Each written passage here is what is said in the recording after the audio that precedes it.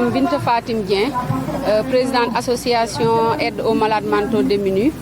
que nous avons créée depuis le 11 avril 2011. Et pourquoi les Noëls du social? Les Noëls du social a été créé pour vraiment passer la fête de Noël avec les enfants en situation de vulnérabilité. Bon, la situation de ces enfants, comme on le voit, c'est critique. Et vraiment, en les voyant, vous avez la chair de poule. Mais bon, si je regarde derrière et je vois tout ce peuple-là, regarder les enfants avec leur maman, engagés et confiants, là, bon, je me dis que voilà, on est dans la bonne voie. Et je sais que c'est la rôle régalienne de l'État. Mais nous, en tant que citoyennes aussi, c'est notre rôle de participer au développement de notre pays. Le pourquoi aujourd'hui nous avons initié cette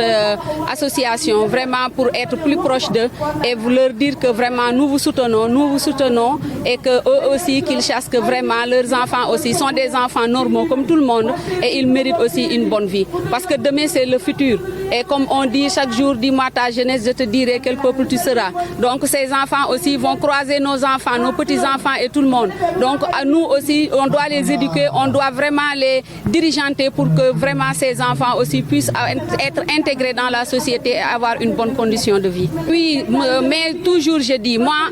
je passais mes journées à aller vers les personnes ressources à expliquer. Mais quand j'ai réfléchi et quand j'ai pris la décision de dire maintenant j'y vais seul, maintenant je vais avec les gens qui veulent m'accompagner, là j'ai eu des résultats. Et aujourd'hui vous avez vu, moi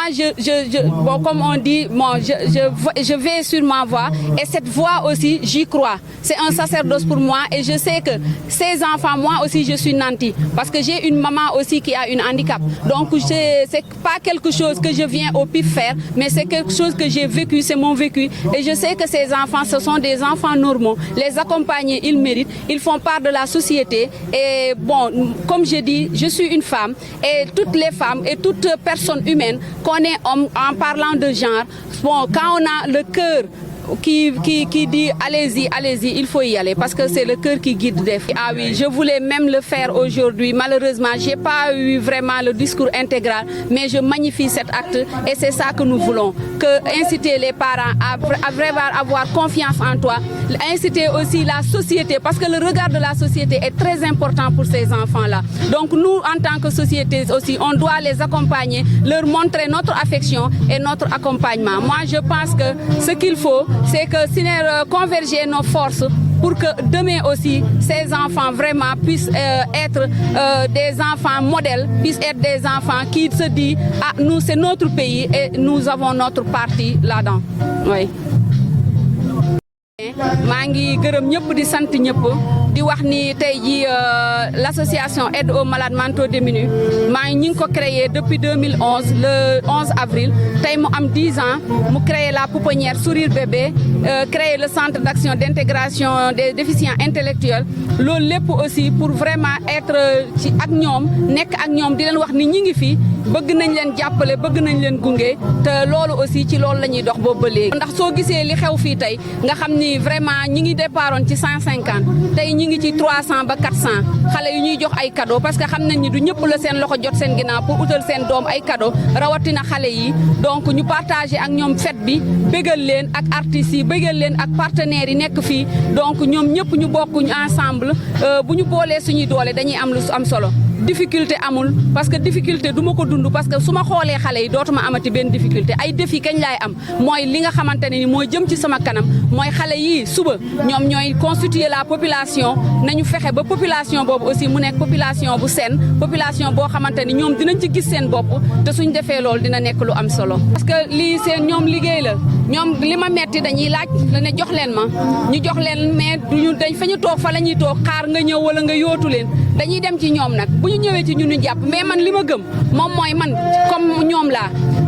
li ma moom tey muy ñaar dërëm muy juróom man yéene naa ko partager ak xale yi muy sama doole muy sama xam-xam muy sama alal donc man pour man ñoom li fi ñu leen teg dañ fa nekk mais man tamit fi ma yàlla teg dama fay nekk mat sama place liggéey pour sama dëkk li nga xamante ne nii xam naa ne xale yi maag ñoom ñoo yem ñoo nag suñuy doom ñoo yem ñu ànd gunge leen parce que du ma wéetuma ci parce que soo xoolee tey nit ñi nekk fii ñëpp Babacar su ma nekkee di ñaxtu sax dama naan parfois kon xañ na dama bëgg a wax rek mais dama kontaan tey jii ci bés bi ni mu déroulé réussite bi mu am xale yi kontaan ma liir ci seen kanamu yaay neex ñii seen i kanam ak seen i xol yëg-yëg bi ñuy am xale yi kontaan bég vraiment man loolu moo muy bégal li ci des nag pour man amul solo àdduna amul solo ñun ñëpp on est là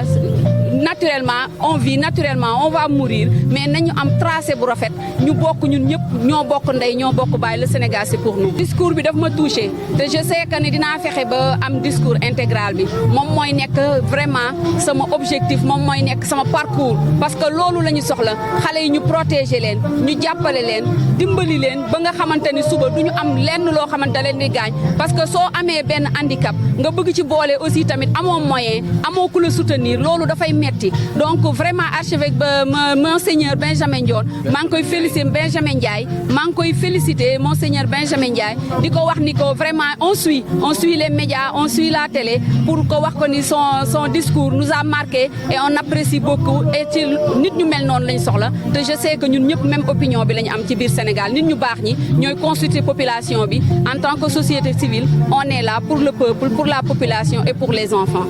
oui merci. am na ci benn xale boo xamante ne ni damay tudd turam mooy Coumba Ndofène Diouf moom la ñu tuddee kayidi bi Coumba Ndofène Babal Diouf ñu koy wax buur gis ngeen ko léegi moo njool noonu donc sama centre moom laa ko tuddee xale boobu daf ma marqué ñi nga xamante ne dañ leen di diingat dañoo xamul parce que souffrance bi ñuy dund xale yooyu déjà seen waajur di ko dund ñu bëgg ci dolli aussi pression population bi dama leen di ñaax ñoom aussi ñu gën a xam ni àdduna